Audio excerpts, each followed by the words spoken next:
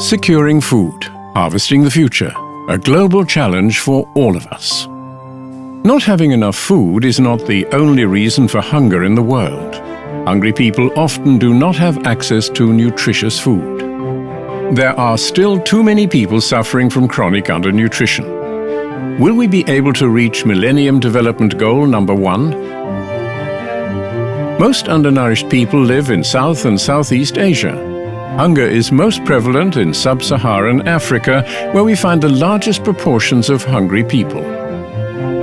Globally, 50% of all hungry people are small-scale farmers. Yet, they are also providers of food to 4/5 of the world's population. Especially women and children are affected by hunger. Undernutrition in the first 1,000 days of a child's life causes severe and irreversible damage. These children may suffer from stunted growth. They cannot tap the full potential at school or later on lead a productive work life.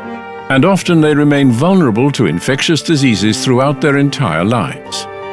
However, there's also another side to global food insecurity, the constantly growing number of overweight people. Today, 1.4 billion adults are obese. Overeating and unhealthy food cause lifestyle illnesses such as type 2 diabetes and heart diseases, all of which are on the rise. Hunger remains primarily a problem of equal distribution and access. Those who already have a lot get still more.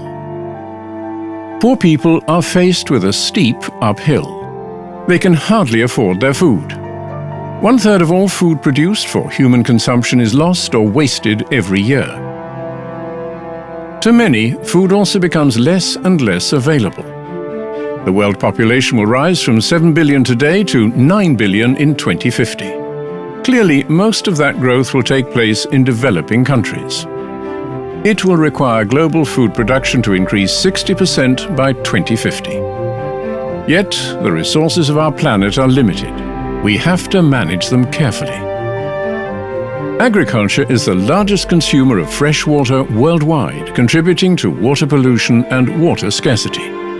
It accounts for up to 30% of global greenhouse gas emissions. More carbon could be stored in soil and forests. Expansion of arable land is not endlessly possible. Irreversible damage to natural forests and biodiversity has already been done. Unsustainable agricultural practices and expanding urban areas are responsible for the degradation of half of the land used for agriculture. The growing demand for renewable energy resources exacerbates competing interests in land use. As a result, less arable land is available for food production. The increasing frequency in the occurrence of natural disasters, such as heavy rainfall and droughts, results in severe yield losses. Speculation with food commodities on globalized stock markets increases price volatility. With global food prices on the rise, we risk that millions of people will be falling back into poverty. Securing food, harvesting the future. Let's get going.